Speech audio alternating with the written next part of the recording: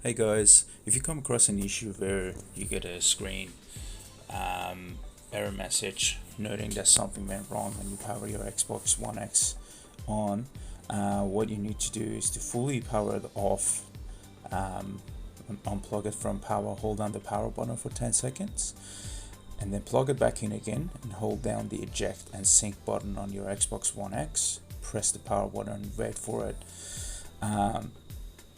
to make the beep sound.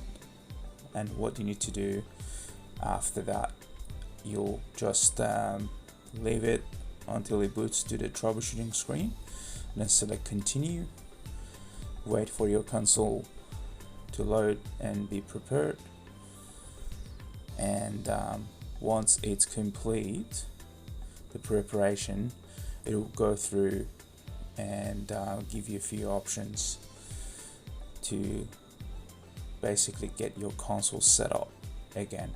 Just keep this in mind that this won't wipe your hard drive itself. What it does is it will just try and somehow repair the operating system on your console itself.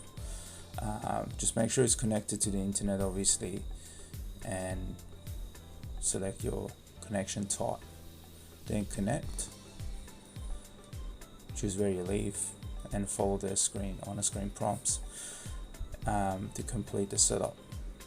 Keep this in mind that this won't, I'm not sure if I mentioned it, but it will not format your hard drive at all.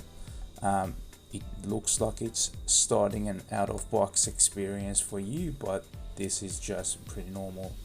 It happens when you repair the OS as well. So go through the sign into page, sign your device, sign your account into your device. Apologies.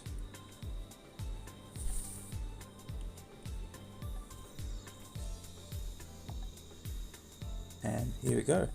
This process roughly takes a few minutes, could potentially take 5 to 10 minutes to complete, but that's essentially it. That's how you fix a software run error on your Xbox One X console.